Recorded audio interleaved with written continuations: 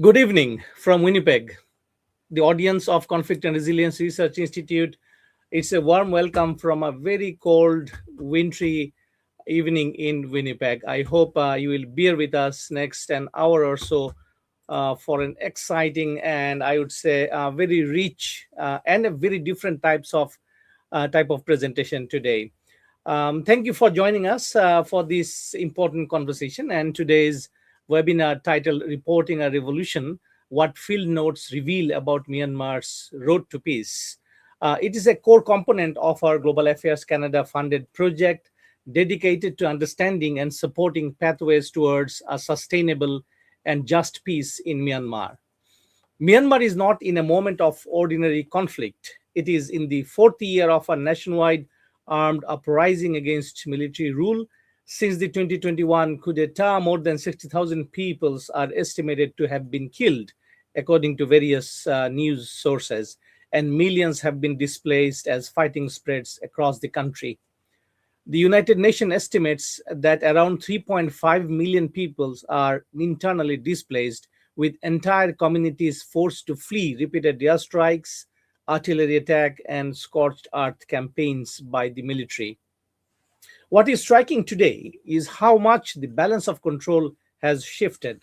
Independent analysis suggests that junta may directly control about only about one fifth of the country's territory, while resistance forces, including the National Unity Government's units and long-established ethnic armed organizations, are consolidating authority across large swaths of borderlands and parts of central Myanmar. This has turned Myanmar into a patchwork of armed jurisdictions, contested towns, and liberated areas where parallel government structures are emerging. Against this backdrop, the military has announced a multi stage general election beginning on December 28th of this year, the first national vote since it annulled the results of 2020 election and seized power. International observers, UN experts, and many regional analysts describe this as a sham election, a controlled exercise designed to manufacture legitimacy for a regime that has lost both popular consent and territorial control. Today, on December 10th, which is also International Human Rights Day, resistant networks have called for and carried out a nationwide silent strike urging people to stay indoors, close shops, and empty streets in defiance of the junta and in boycott of the planned polls, which is reported by Associated Press. Images from Yangon and other cities show eerily quiet roads and shuttered markets, while activists who dared to stage brief protest in places like Mandalay now face up to 10 years in prison under new election laws criminalizing attempts to disrupt the vote. The audience. So, when we talk about Myanmar's road to peace, we are not discussing a hypothetical future. We are looking at a country where war and elections are unfolding simultaneously, territorial control is fragmenting, and civilian resistance is testing the limit of authoritarian power through both armed struggle and nonviolent tactics like today's silent strike. In this kind of environment, frontline reporting is not just storytelling. It is one of the few tools we have to understand what is actually happening on the ground, who holds power, and where credible openings for peace might exist. The audience, why this webinar matters. You might find us conducting series of webinars on global and local issues. This kind of webinar matters because peace building fails when it relies on distance. It succeeds when grounded in lived realities.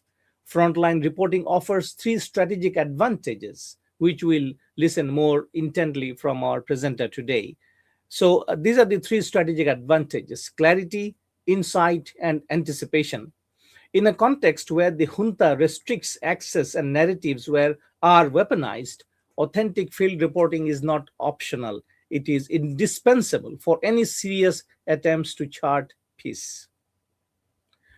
The audience. Today is also, as I said briefly before, International Human Rights Day, marking the adoption of the Universal Declaration of the Human Rights in 1948. That document emerged from humanity's darkest failures as a collective promise to do better. 76 years later, the question demands honesty. Are we progressing or regressing? The global trend lines are troubling: democratic backsliding, rising authoritarianism, surveillance driven repression, and expanding conflict zones. Myanmar is a particularly stark example: mass atrocities, displacement, and systematic assault on rights. Yet, regression is not remote. Even in our country, Canada, often seen as rights leader, is confronting internal contradictions. For example, Alberta's invocation of notwithstanding clause, Quebec's secularism legislation, and growing polarization based on two global wars on Ukraine and Middle East are testing our institutional resilience. These developments remind us that human rights are not guaranteed, they must be continuously defended. Human rights are the guardrails that keep societies from sliding into violence. The rule of law is the architecture that prevents from becoming arbitrary. Without rights, dignity collapses. Without rule of law, trust evaporates. Without accountability, peace becomes impossible. Myanmar's struggle is anchored in those fundamentals, not just a fight against dictatorship, but a fight for dignity, fairness, and a future where people can live free from fear. The audience, it is my privilege to invite and introduce our esteemed journalist presenter today. And keeping this context in mind, as I described, we turn to someone who has witnessed Myanmar's evolving reality up close. His name is Lorcan Lovet, and he's an international journalist whose reporting from inside Myanmar has become essential reading for analysts, policymakers, and human rights advocates. His works appear in major global outlets and has been translated around the world. A finalist for the CRRIC Awards, Lorcan has broken significant stories from rebel-held territories and frontline communities. On Myanmar, a Substack offering real-time insights into the country's conflict and political landscape. And that is how I know Lorcan Lovet. Few journalists bring his level of proximity, depth, and consistency. Lorcan, we are honored to have you with us today. Sir, floor is yours. And I also welcome David Newman for being with us this evening. David is our founding advisor and an ardent supporter of this project. So I think I have spoken enough. Lorcan, floor is yours. Go ahead, sir. Dr. Ahmed and Mr. Newman, thank you for the honor of this invitation to discuss Myanmar today. And for the audience, good morning in Thailand or good evening, wherever you are. Today, I would like to just show you a few frontline photos of the conflict in Myanmar over the last 4 years, to show you a bit about how it's evolved, reaching up to this critical moment, which is the Myanmar military regime organized election. So I guess the main point I want to make, as Dr. Ahmed mentioned then, is peace possible in Myanmar? Well, to be honest, peace seems a very remote prospect in Myanmar. It gets further away every time I go into the country to report there. That's not something that I take any pleasure in saying, but it just seems to be the reality on the ground. Though people and fighters are getting tired, I don't see peace as viable because mainly because of the military's role in insisting on power and violence in this country. So although peace cannot be guaranteed, the war is likely to continue. But what can change, and one point I'd like to make today, is support to the new generation, this generation who have been caught up resisting the Myanmar military coup, the young people who have been traumatized and brutalized on both sides, the conscripts also on the Myanmar military side. They need help. That's one thing that I believe the international community can do, is give those young people more support, more counseling, and hopefully give Myanmar a better chance in the future, whether it's under military rule or not. So the last time I was in Yangon, Myanmar's biggest city, was in early April 2021. That was the last time I was in a military-controlled area there. And protesters came outside of my house in my street, and they burnt the military-drafted constitution.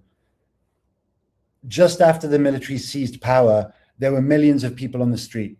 Within a few months, staging that kind of protest could result in death for those protesters. So they quickly burned the constitution, and they scattered. They ran away. The crackdown had already begun by then, and the armed resistance, the revolution had begun. So let's start with the first photo. Let's start in the east, in CRRIC state. CRRIC state, which borders Thailand, it's Myanmar's smallest state, and it quickly emerged as a resistance stronghold in resistance to the coup. The young fighters there, many of who had no combat experience, quickly pushed the military out of many townships. Civilians were the first to pay the price, as always. And here in this photo, we see a young family fleeing the conflict in the night through the jungle. So at that time, in early 2023, you couldn't drive into CRRIC state in the resistance areas as you can now. So we hiked for 3 days across the mountains. And along the way, we saw many civilians like this fleeing through the jungle in the night, which is dangerous by itself, like some were barefoot, and looking for refuge on the border with Thailand. The photographer Siegfried Modello was with me at this time. He just happened to be in the group, so he took this great photo. And for me, that was the first taste of Myanmar's conflict up front that I got, was on the way in, when we saw thousands of people fleeing in the other direction. Displaced communities inside were rebuilding their villages 2 times, 3 times over with bamboo, and military blockades had made it very difficult to access medicine and food. There was only one remaining regime stronghold, a township called Damoso in CRRIC state at that time, and the fighters were trying to flush out the military from there. So it was very difficult. There were already many amputees, many people who were civilians and fighters who had lost their legs and arms in landmine blasts, in artillery strikes. If we can show picture 2, please. So once inside Damoso, I traveled with a group called the KNDF, the CRRIC Nationalities Defense Force. And these were 2 young fighters. So at that time, the displaced people and communities were bearing the brunt of this conflict, but there was also a sense of optimism. The resistance, unbelievably, had pushed out the military from vast regions, vast swaths of territory. And these young fighters were looking on the territory that they'd liberated. I took this photo in early 2023. And there was a sense of maybe this could happen. Maybe this revolution could be successful. Even in Damoso, there were bars and restaurants and all kind of liberated, always under the constant threat of airstrikes and artillery strikes.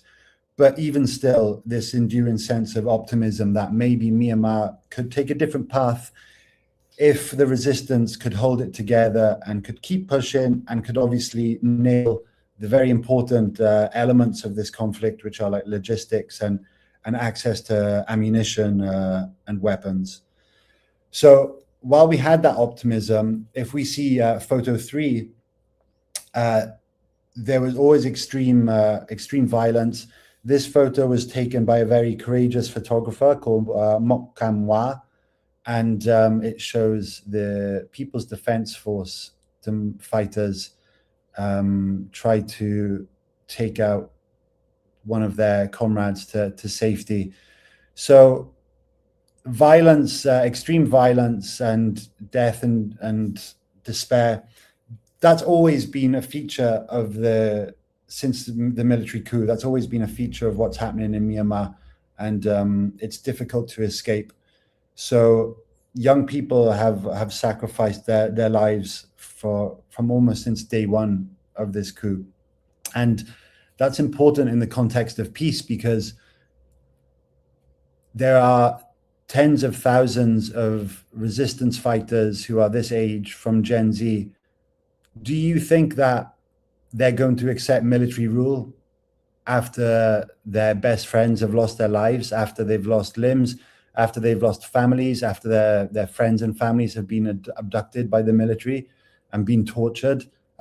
What these young people have seen and been through, do you think they'll ever accept military rule after all that sacrifice? I don't think they ever will. And if they will not accept military rule, then there will always be conflict. And I'm not saying that the onus is on them to surrender. The onus is on the military to stop insisting on controlling the country through violence and the threat of violence. So if we jump to the next photo, this is a photo taken by Siegfried again, and it shows in CRRIC State. This is the last photo I'll show from CRRIC State. I wasn't with Siegfried at this time, but this shows the revolution moving from the countryside into the urban areas. This is in the capital city of CRRIC State, Loikor, and this fighter is taking a probably well-deserved nap in a hotel before they start fighting the military again. Then, so we've seen the gradual movement of conflict from the countryside to the cities. Now that's changed because the regime has regained ground in CRRIC State. So now they've gone back out of the urban areas and they're staging ambushes and more guerrilla warfare again to try to get back. This photo was taken shortly after the 1027 operation by Northern Shan ethnic armed groups. During that time, the momentum seemed to be on the resistance side, and the CRRIC decided to launch their own offensive due to the success of the offensive in Northern Shan. So there was a lot of excitement, but unfortunately for the CRRIC resistance, it didn't work out the way that they planned. So if we jump to photo 5. So I know I've spoken so far about the young generation, the price they're paying, and the support they deserve from all of us to be counseled through this terrible war. There's also middle-aged fighters as well. We're going to call this guy Ong Mio as a kind of alias for him. He was in southern Myanmar, and this was in a trip that we took in 2024 to Tanintharyi region, such a beautiful part of Myanmar. And Ong Mio has an interesting story. He has been there through the 1988 uprising against the military regime. So he's a very experienced man. He was working as a bodyguard for a local PDF leader at this time. So Myanmar's revolution is often viewed through the binary lens of democracy versus dictatorship, leading many to feel it's like either triumph or despair at every turn. So when the regime get the upper hand, often the resistance or resistance supporters will think, oh no, it's all over, and vice versa. But there are clear patterns that emerge from Myanmar's conflict when you step back. The most obvious that we've seen since the 5 years after the coup, is that what has stymied the resistance is a shadow government unable to meet the moment, unfortunately. No unified command structure to command the whole resistance force. There are competing political visions inside Myanmar, and often very narrow visions among the most powerful groups, the ethnic armies, and just a glaring absence of nationwide military coordination. These are the things that have really stopped the resistance from achieving what it's capable of. So without effective leadership and compromise, these problems are just worsening. So we know, if you're interested in Myanmar, you likely know that the Myanmar military, and I'll say this basically objectively, is monstrous, is murderous, and carries out regular atrocities. It's also cohesive, and it's well resourced, and it's focused on a single goal. So it does have advantages. It has only ever fought elements of its own country, aside from battles with Chinese nationalists in the 1950s. The Myanmar military has only ever been at war with the people in its own country, which is ironic because it says that its whole purpose is to defend the country. And it's never actually truly won a war against its own people or fully defeated any group, but it's very good at surviving. So veteran dissidents like Ong Myo here, they know this more than anyone else. Myanmar is in revolutionary chaos. Everyone has a story. Ong Myo is no exception. His life maps the last 4 decades of upheaval in Myanmar, beginning with the 1988 uprising, when at that time, which brought Aung San Suu Kyi to prominence, there were a less coordinated version of what's happening now, where students joined some ethnic armies, particularly the Karen National Union Army, in the jungles to try to fight the military after extreme violence and oppression by the military. So Ong Myo is unusual because he's never given up on the idea of democracy in Myanmar. So over all of these years, when the Myanmar military reasserted control in the 90s, in the early 2000s, and so division among its opposition, which is what it's doing now, reasserted control. Ong Myo went off. He did construction jobs. He worked in on cargo ships in Malaysia.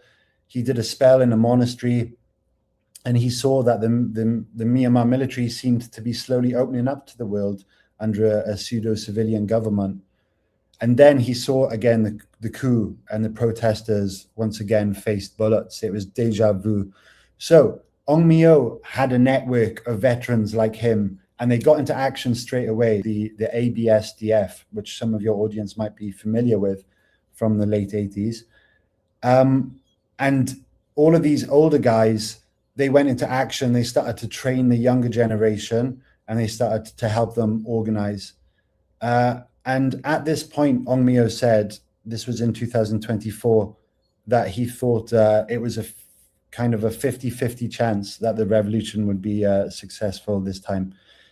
And the last time I saw him, he was looking over a group of young women who were training in combat. And it struck me that, you know, these young women had sacrificed their own educations and futures to fight this latest battle against the military. And they were just about to go into confrontation with the regime soldiers. And yeah, you couldn't help but notice that the cycle just never ends, you know.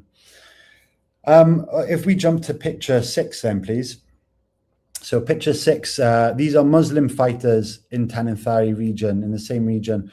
I went back to Tanintharyi region later in 2024 to look for this Muslim battalion because I heard rumors that there was a Muslim army fighting for democracy in southern Myanmar, and I wanted to meet them. So I was very fortunate to find them in the jungles of Tanintharyi, and this was in a makeshift mosque in Tanintharyi region. And their story was largely untold. The company's headquarters sits hidden in these jungle-clad ridges in the south. And when you trace their history, you trace this forgotten thread of Myanmar's conflict. What the existence of a Muslim battalion in southern Myanmar shows is that the resistance is embracing diversity in parts of Myanmar, and they worked under the Karen National Union and the KNLA, their armed wing. And the fact that they're fighting together with the Karen Christians, Karen Muslims, Buddhists, it does show that like the challenges and adversity they face presents an opportunity to ease long-standing cultural and religious and regional tensions. And the inclusion of what this Muslim battalion was known as the Muslim Company, this inclusion of them actually gives a bit of hope for Myanmar's future. It shows that marginalized groups are being woven into this struggle. Muslims, if you know something about Myanmar, you know that Muslims are often subjected to discrimination systematically by the military in many different ways. This group actually had its origins in a group called the All Burma Muslim Liberation Army, which goes back decades, and some of them even wore the old insignia of that army. They were in quite a remote region, so remote actually that because tigers and leopards were pinching their goats and taking them, so it was, some of the outposts were very deep in the jungle. But the fact that they're unifying together in Karen State with all these different diverse groups, I do believe gives us a kind of glimpse of hope of what Myanmar could be. That's an example in under the Karen. You know, there's Myanmar. What's happening now? There's so many different situations across the country, and there's different kind of models of inspiration that the resistance can take from each. In Tanintharyi region, we see Muslims integrated, fighting against the military under Karen Buddhists, Karen Christians. What we see in Karenni State, where we saw earlier, was a very inclusive political model that, for instance, in Chin State, they're trying to replicate. So if we jump to the next photo, we have 2 photos left. So I'll just check for time. I think we're doing okay for time. So this is in Chin State. This was a visit that me and photographer Valeria Mongeli took in 2025 in Chin State in the mountains. So as I mentioned there, Chin State, the resistance is quite fractured, but trying to create a more inclusive model that they can present as a unified front against the military. The military find it very difficult to fight in Chin State because the local Chin know these mountains so well, pushing the military around here, that they've managed to isolate these pockets of regime forces in towns and then besiege the towns and cut off the troops from water, electricity, food, so that you get 100 or so soldiers just desperate for supplies. And often the supplies and reinforcements are brought by helicopter, which is kind of a treacherous journey for the regime troops. I personally would not want to be in one of those helicopters, especially now that the Chin are getting quite heavy machine guns to shoot at them, and a lot of drone warfare. We don't have time to go into this, but we've seen more and more drone warfare happening across Myanmar, and Chin State is no different to that. So this photo by Valeria shows fresh conscripts from the regime. And I want to tell you about this because it's had such a big impact on Myanmar's revolution. The military implemented forced conscription across the nation. At this moment, when this photo was taken, we were traveling with a resistance commander and we bumped into 2 trucks full of new conscripts. These conscripts, some of them were kidnapped from the streets by the military, some of them volunteered. And as soon as they'd had a crash course in combat for about 2 weeks underneath the military, as soon as they were dropped by helicopter into the resistance areas, some of them were killed and the rest were captured. And when we just bumped into them, they looked absolutely terrified. They didn't know where they were. They couldn't even say that they were in Chin State. They'd just been dropped in by helicopter from another area in Sagaing. And they're about to spend the next 3-4 years in a remote prison camp, near India. So their futures are also destroyed as well. I mean, this coup has just upended the lives of millions of young people in very extreme ways. They do not know what they're getting into, these conscripts. But what is important to remember too is that the conscription is having a positive impact on the military campaigns. So from the military's perspective, the conscription is working. The military doesn't care if these young people die. They just use them in such huge numbers that it is overwhelming for the resistance. So this was kind of at the beginning of the conscription, but now we are seeing that the conscription is being very effective for the military. The local resistance here had such animosity against these conscripts because these conscripts are usually led by more senior leaders. And while we were there, we were told about torture that these conscripts and senior commanders inflicted on the resistance. I won't go into too much detail because it's very horrific, but when they capture the resistance, there's often, they will do terrible things to these young fighters. And so the resistance they try their best, not always successfully, to control their kind of rage and emotion when they actually capture the military here, the military troops. And then if we jump to the last photo, please. So this is a photo of a local commander by a destroyed church in Chin State. Chin State is predominantly a Christian area. And this young man, basically, a large part of what is driving this young man is revenge against the regime for what the regime has put him through, and through the regime's killing of his friends and family. And again, do you think peace is going to happen when that revenge is driving you? It's very difficult to imagine, even if international countries accept this regime orchestrated election. I'm not sure how much impact that will have on the ground, because these people aren't going to put down their weapons because of a rigged election. One last point I'd like to end on here is that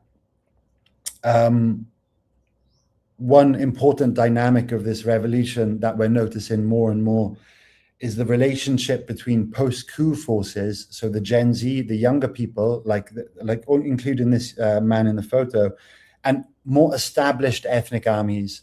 So the TNLA in Shan State, the MNDAA in Shan State, perhaps the AA, the KIA. So the relationship between these two, the young fighters who were killed in the protests and like the ones who survived wanted to fight back, and the older ethnic armies, is often very transactional. Newer, younger groups receive weapons and experience and training, and ethnic armies, they gain fighters for their operation, and they also gain some good PR, some public support, and also some opportunities for senior commanders to like make, I don't know, more money where they can if they have more troops. So every ethnic army has its own language, its own priorities. What many of the ethnic armies lack, like the MNDAA and the TNLA, is genuine belief in a democratic. It's a concept that urgently needs clarifying for those ethnic armies to get on board, because right now they're just making deals in China with the Myanmar military and abandoning the younger resistance. So for many ethnic minorities and minority groups, any return to Burma-dominated power is terrifying. Any return to a full dictatorship military rule is terrifying. It risks repeating the same silent cycles of ethnic violence they've endured for generations if they are under a Burma-dominated regime. So if the resistance can address those concerns for their ethnic minorities and the ethnic armies, they might support a nationwide cause. But ultimately, it comes down to trust. So where we are now in the conflict is that the resistance still holds a lot of land, but they're very fractured, and they don't hold as much territory as often some analysts say. And the regime has momentum. It's in a fragile condition because the regained territory is defended by fresh conscripts, and they're yet to be properly tested by the resistance. So we don't know how long that will last, and we're in a state of flux. So let's see what's going to happen after this election. I'm sorry if I spoke for too long then, but would you like to open it up for questions, Dr. Ahmed? Yes. Thank you. Thank you so much, Logan. I think fascinating presentation and a very unique in a kind. Typically, our presentation is focused on policies, etc., but very insightful to know what is happening on the ground. And the audience, let me also share with you, Dr. Sai Soy joined us in between, and he's one of our core members. He advises us on our project. He's a senior consultant, Foundation for Education and Development for Myanmar Migrants, and a research affiliate with the University of Sydney. So, Dr. Sai will possibly join us and share his insights about the condition, and especially as Lorcan has focused during his presentation, the road to peace and how feasible this is when possibly military junta has a momentum, and of course the impending election in the end of this month. Dr. Sai, feel free when you would like to ask questions. But let me bring David Newman first. David, if you have any questions for Lorcan, go ahead, sir. Just really a series of questions. The cost of the military of the junta and of the war, the repression.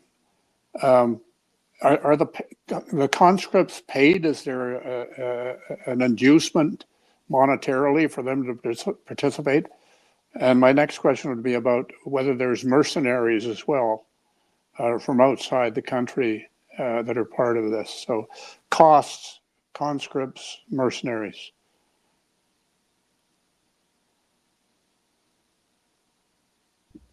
Okay, yes, thank you for that question. The conscripts, I believe, are paid a small salary, but that's not the incentive for all of them. Some of them are there against their own will. For instance, if they walk too late at night on the streets of Yangon or Mandalay, they might get picked up by the military.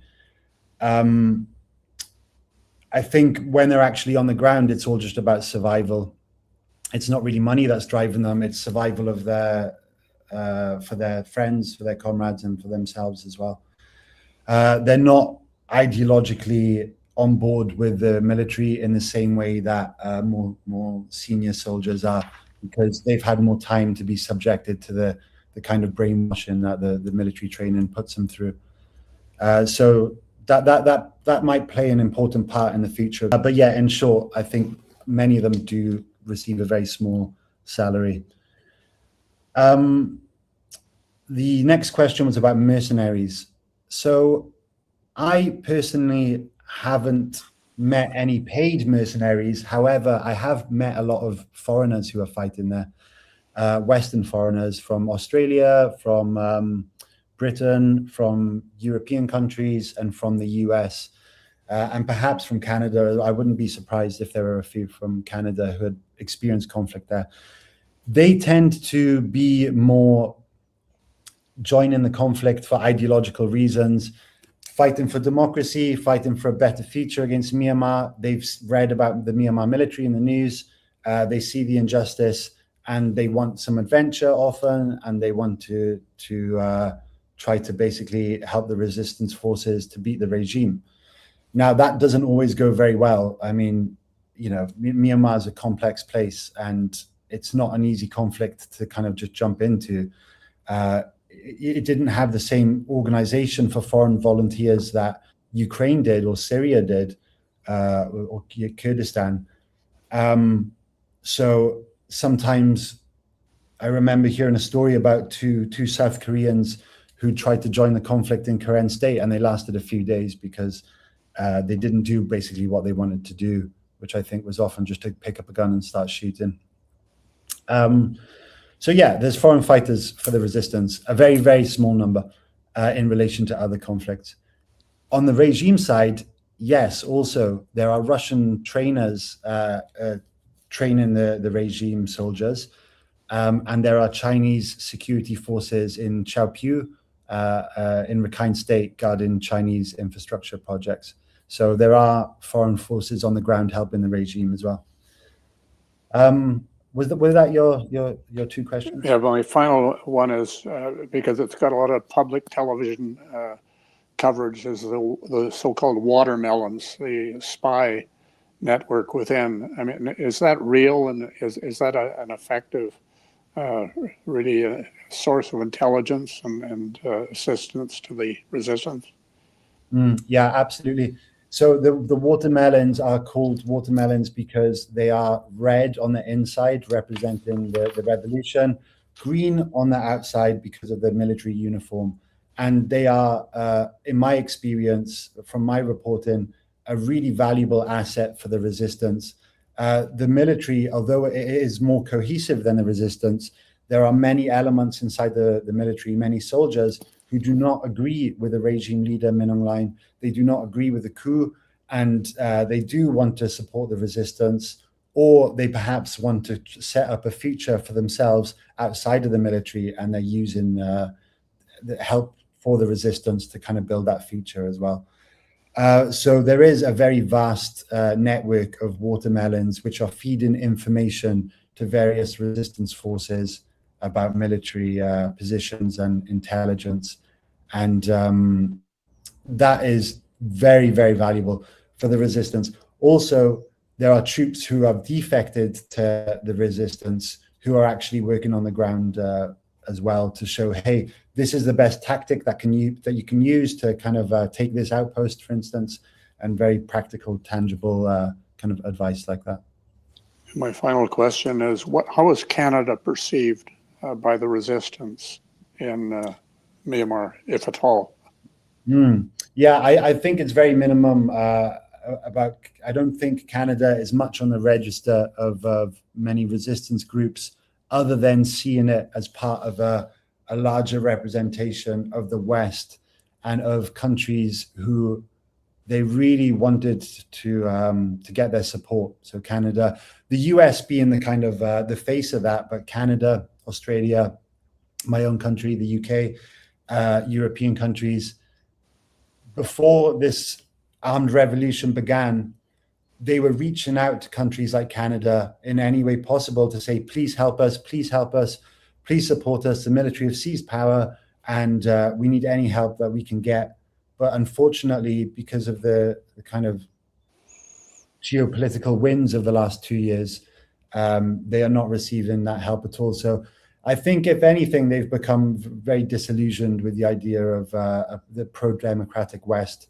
And many have stopped seeking support from the West and realized that if they're going to do it, they have to do it totally by themselves.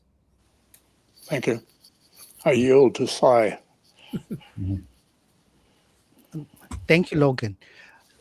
Sorry, I was a bit late. So I was having trouble finding a link.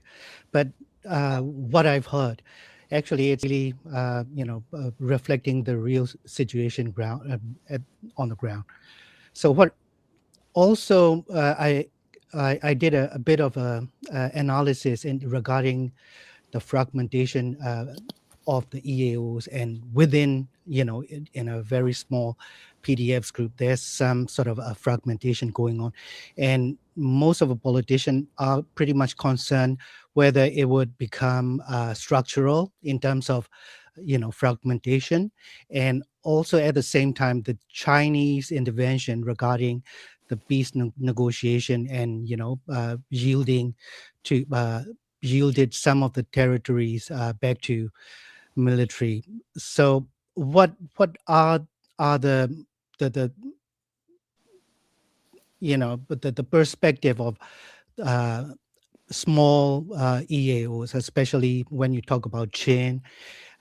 Are there any ways of reconciliation, or are there any space to get more coordinated between resistant forces, or whether the fragmentation would going on like forever?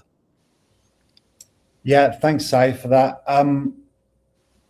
I think that fragmentation will always be a big problem in Myanmar because, as you know, it's such a diverse country with so many different cultures, languages, and ethnic armed groups.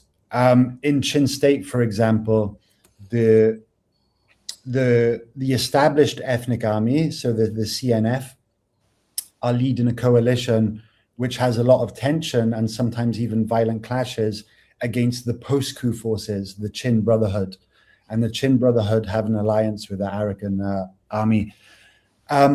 There, I do see, although those divisions run very deep and often go way, way, way back to the different like tribal dynamics of Chin State, I do see opportunity for reconciliation and cooperation because ultimately they're from the same family, they're from the same, the same people. And I think that given the recent Myanmar military offensive in that region, those two resistance teams have stopped fighting each other and are now actually cooperating on the ground. In the last few weeks, they're cooperating on the ground again to fight the Myanmar military. So you might say, well, it's not that great to think the only way they can cooperate is if the Myanmar military is attacking them. The big challenge is to get them to cooperate when the military isn't attacking them, right? And to do that, I think they really need international support. There are some international organizations which are organizing meetings for the Chin resistance to try to build peace and build understanding between them. That's where third parties can become really useful, and that's where, as the international community, I think can help. So that's Chin State. The wider dynamic that you pointed to was the TNLA, MNDAA, these very powerful ethnic armies which are striking deals with the Myanmar military regime and even leaving towns that they've captured without firing a bullet and giving them back to the regime. Can you believe how the young people who died, whose friends died fighting for this territory in Mogok, in Lashio, in these places? How do they feel when they see their so-called mentors who trained them make this, like what many would describe as a dirty deal with the regime and give them back these towns? I think that's a really important moment in this revolution, is that these younger groups realize that they can't rely on their senior partners anymore. So that is, I spoke last week to a senior PDF commander, so a post-coup commander, and he said that actually, although this is very bad for the revolution, the younger fighters, the PDFs, the post-coup groups, now they're organizing and coordinating more than they ever were before because of the realization that these ethnic armies are really in it for their own narrower goals and not nationwide goals.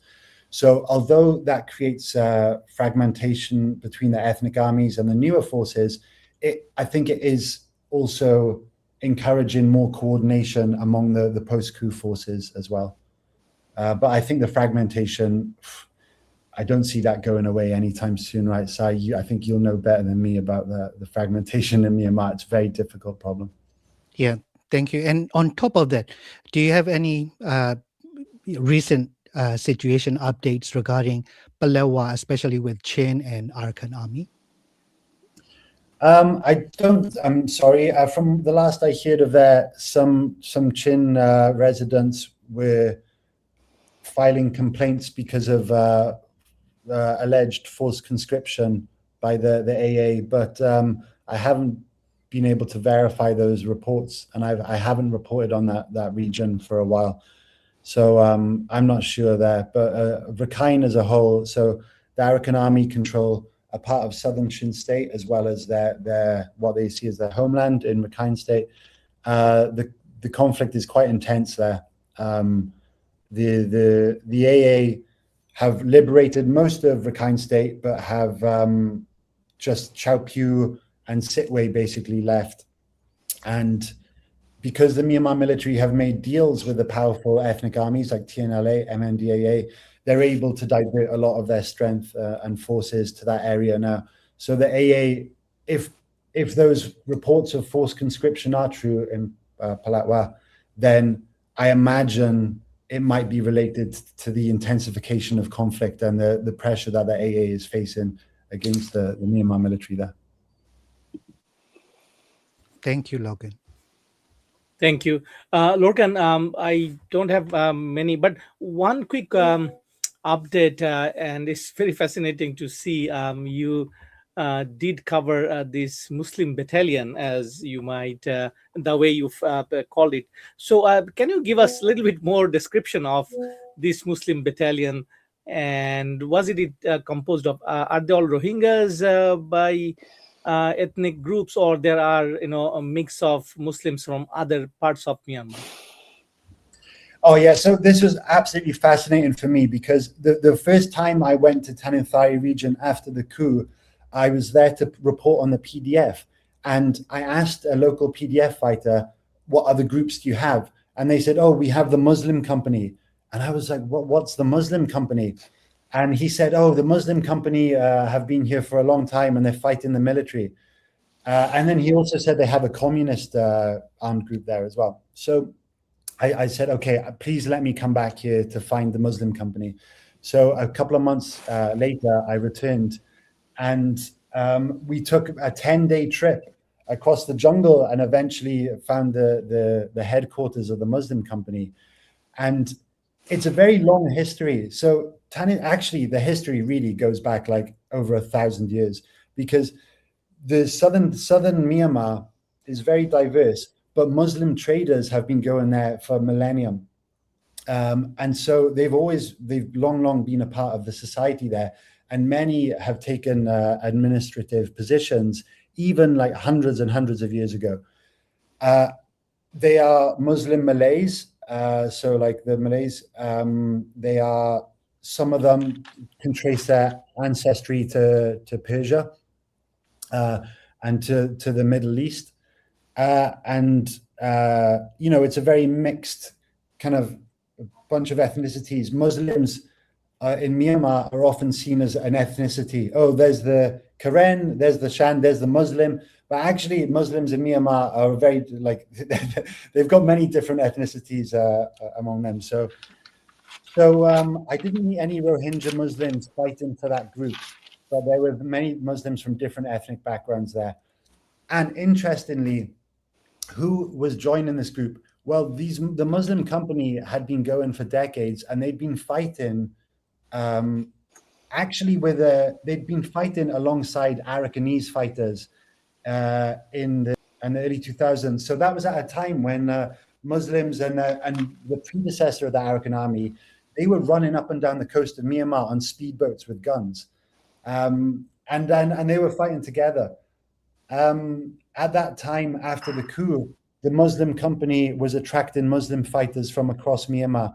So Muslim fighters who feel more comfortable at the Muslim headquarters because of the diet, and they've got the mosque there and the kind of the routine of the Muslim Company. Women as well as men would go to live in the village nearby, which was a Muslim village, and join that company. So it was attracting fighters not only from the local area, but from other parts of Myanmar. Word was getting around about the Muslim Company. So I love to see that, because I thought it was really great that they were so integrated within the resistance there, and that everybody was fighting for the same thing.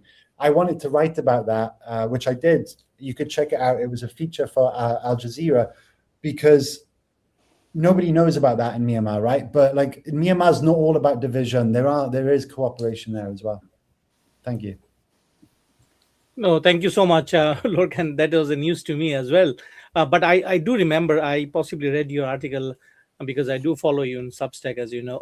So thank you so much. Dr. Hilal Mohideen joined us also a couple of minutes ago. Dr. Hilal, he's our founding director. So do you have any questions for Lorcan or any of us? Oh, good evening. I apologize for being so late. Actually, I made a mistake with time difference and other things. Probably, I thought it would start. It would start at 10 o'clock. It's 9:57 here in Mayville, North Dakota. So it was a misunderstanding anyway. I really did not hear much, but I'll be going through the recorded video for sure at some point, maybe today or tomorrow, and then I'll get back to you. But anyway, welcome you all, and I'm really sorry because I missed the discussion. Although, and I know that was a good discussion for since sure. you're in the United States, it causes me to ask both of you a question, because we have the Director of Security in the U.S., Christine Nolm, making an announcement that Myanmar nationals are at risk of being deported as of January 26, 2026, because according to the report, they believe, based on their intelligence, the democratic elections, and the civil society protections there are adequate for them to go back home safely. I mean, is this real, or and if so, what are the implications of it, and how could that be discouraged? Because it just seems to be sending them back for a certain lack of freedom, and maybe far worse than that. So now anything can happen. Anytime anything can happen here, because situation is very volatile. It's my understanding, and things are changing almost every day, every minute. I also heard something about this sort of actions on the part of the government, that they will be deporting the Rohingyas, but all of those are just sporadic information coming to me from different quarters. But I did not really have a clear indication from any authentic sources. That's the only thing that I can tell at this moment. But anyway, I will check. I will check, sure, tomorrow or day after tomorrow, whether something like that's really gonna happen here. And if that's gonna happen, then that's a real alarm sign for all of us. Lacan, is that news in where you are? Is that something you're aware of and into? Where I am here, I am in North Dakota, very near from Winnipeg. No, I was A talking little about southwest. actually Yeah. asking our investigative journalist Yeah. who's closer, Lorcan. Is that something that's within your area of interest and knowledge? Yes, it is. I reported last week for The Guardian on this because the Burmese community in the US are absolutely terrified. Initially, it was targeting like the temporary TPS holders, but now that seems to have expanded to anybody who's been granted asylum there, even people who have a green card. So no, the situation has not improved. It's getting worse in Myanmar. And if those people get sent back, they're in serious trouble.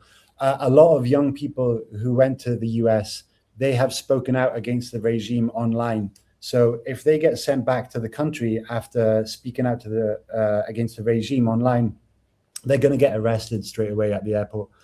And you don't need to take my word for it. There's many analysts who know more than I do about that topic. They've really warned against doing this. It seems unbelievable that the US would say that Myanmar is safe to go back to, and that the rigged election is a sign of progress. I mean, you couldn't get further from the truth than that. And again, it's not just me saying that. It's most analysts would agree with that. So for that article, I interviewed some Myanmar people in the US who are under threat of being sent back. And yeah, understandably, they're totally terrified at the prospect, because they're going to go straight into the hands of a brutal dictatorship who wants to do bad things to them. So I just wonder, I mean, I'm raising something, but if Canada really wants to help, Canada's next door to the United States. Why wouldn't Canada, if that happened, offer an opportunity for them to find safety in Canada in some kind of way, or at least diplomatically speak out and encourage the American government to come to its senses? I mean, it is such an absurd, outrageous position. Is there an element of religion here? I mean, what would be if there's 4,000 people, what would be the predominant religion? Would it be Muslim, or would they be Buddhist or Christian, or a mix? What? Any idea? It's a total mix. I mean, I interviewed mostly Christians the other day because they were from from the borderlands, but there's many Myanmar Muslims and Buddhists as well. Look, the regime is not discriminating against religions these days. It kills everybody. So the refugees, the asylum applicants in the US are a mix of religions. We can only speculate on the reasons why the US is doing this, whether it's from misinformation or whether it's just I don't know. I've spoken with a few friends about why they're actually doing this, and I don't know, the Myanmar population in the US are not exactly troublemakers, but they did cite that the Myanmar people were overstaying their visas, and that was one of the reasons that the US government gave.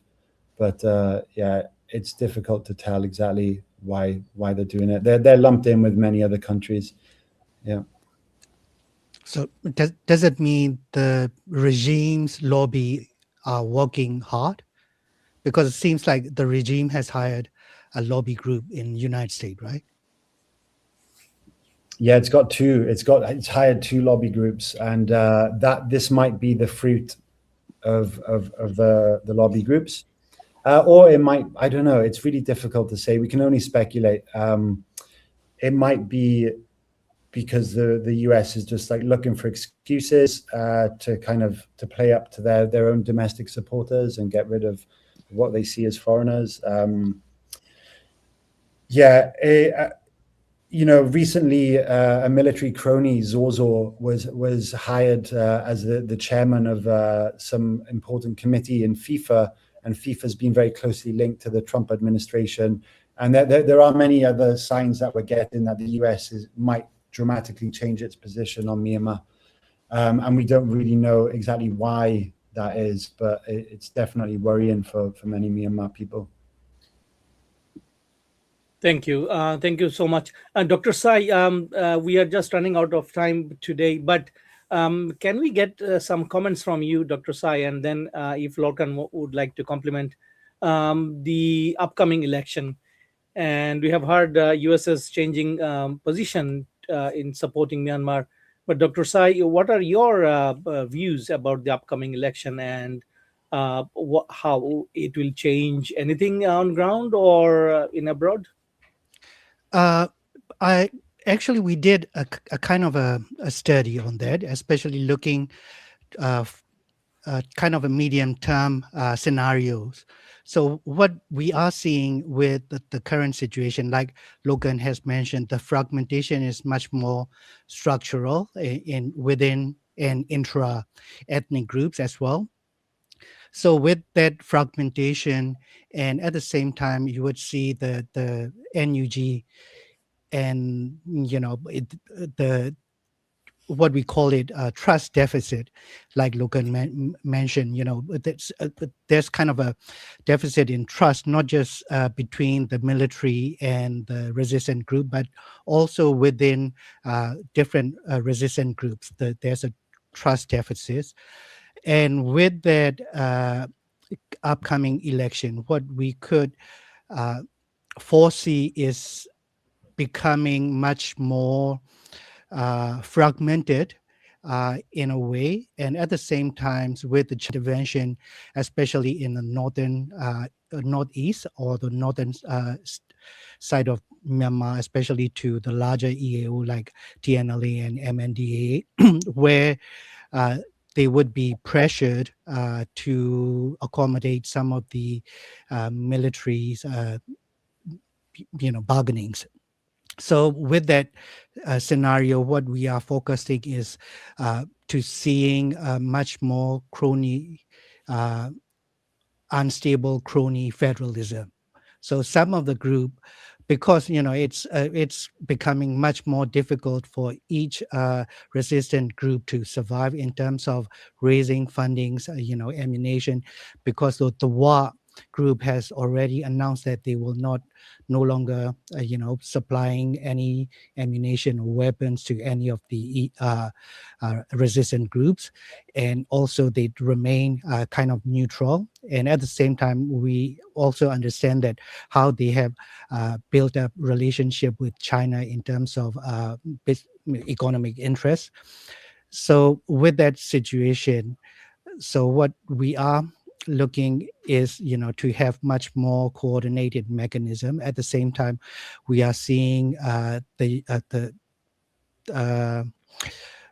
NUCC losing grounds and losing trust within different stakeholders.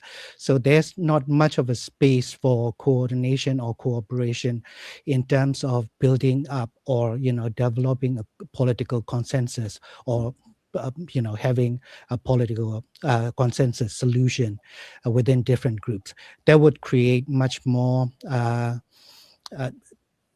difficulties in terms of facing military pressure, and also the pressure from China. And also we are looking at India and also Thailand. Now that we are seeing some, momentum in terms of ASEAN and Malaysia, and also with Indonesia forcing or pushing towards multiple stakeholders negotiation platforms. So that would mean that with the election, somehow with the acceptance of China and Russia, could give away some form of legitimacy, not necessarily a democratic legitimacy, but rather it's more like a procedural legitimacy for the military, so that much smaller country like Belarus or any other country that waiting to get engaged with military could have opportunities, to really engage in terms of trade cooperation, and even with the military weapon trades and everything. So that's what we are looking at. And at the same time, most of foreign Western countries, what they are doing is they are, they are working on their own agendas, working towards their own groups. For instance, that the EU might have some investment in Karen state. At the same time, Karen is receiving some of the money from different European countries without any cooperation or coordination between two different donors.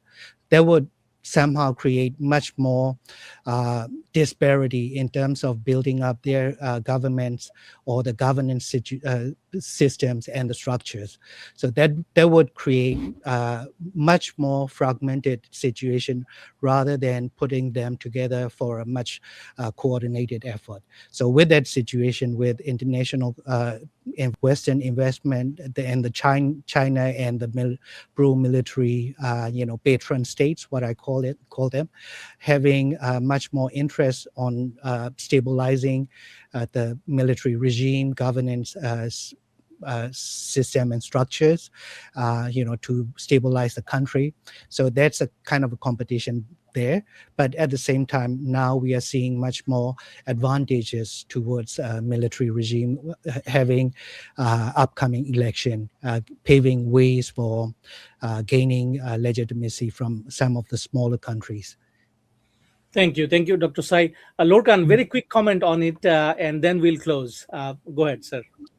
Yeah, I totally agree with Sai's assessment. Then this is not a credible or serious democratic exercise to measure the kind of the will of the people. It is about presenting a faux legitimate face to the international community and seeing what countries buy that. So it's really important for Canada and other countries to see the situation for as it is and not recognize the regime if they believe in democracy. And as Mr. Newman said earlier, it would be great if Canada was able to offer some support for those Myanmar people who are vulnerable in the US at the moment. Just one last point then on the election. The crisis group did a good report recently on this. Min Aung Hlaing, the regime leader who's had total control since the coup, he is going to be in a more vulnerable position after this election because everybody agrees that the military proxy party, the USDP, will win this rigged election. But Min Aung Hlaing then does open himself up for more competition in Naypyidaw. There is a very experienced former military commander who's leading the USDP that could present an internal threat to Min Aung Hlaing. So the way that the dynamics shift in Naypyidaw after the election and the potential threats to Min Aung Hlaing's own grasp on power is something that we should all really look out for after this vote. Thank you, Lorcan. And the audience, we are going to close, but we don't have time either to respond to all the questions. But two very interesting questions. First one is flashed on the screen, and this is with regard to peace journalism. And I think it is Lorcan's trade. Lorcan, do you want to have a very quick comment on that? Yeah, I mean, I just report about what I see, so I don't. You always have to take into account some journalism ethics, such as not disclosing the identity of vulnerable people. But it's very simple for me. I just go there and then I report whatever I see on the ground. So that makes things pretty simple. Fantastic. And second question, I'll just quickly flash again. This is about your comments on Gen Z and how their perception of war is changing. And at some point, you did say that it is actually reviving Gen Zs together in the fight against military government.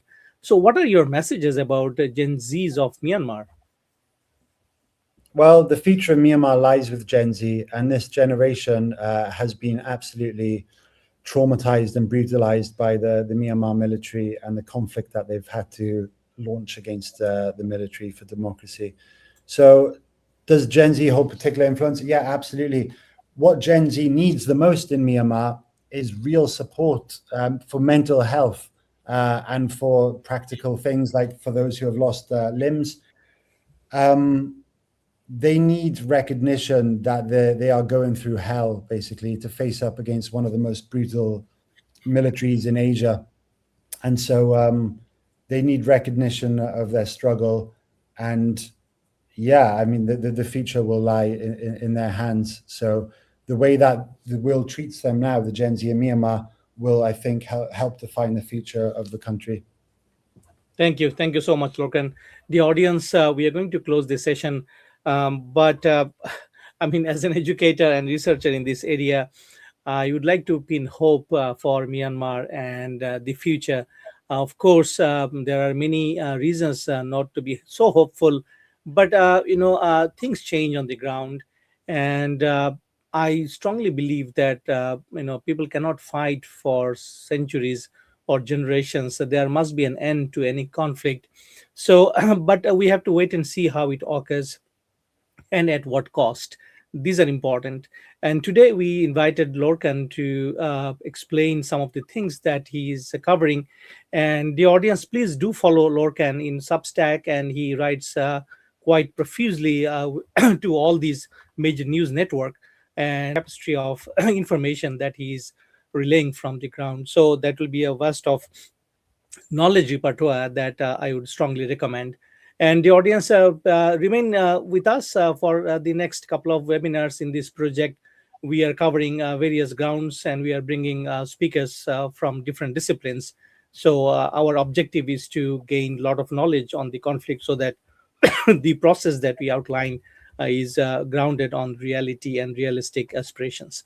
Thank you for being with us once again. And Lorcan from our team, thank you once again in agreeing to talk to us. We appreciate your photos, and we appreciate your you allowed this live streaming so that people can gain more knowledge and experience from your coverage. Thank you so much, Lorcan, again.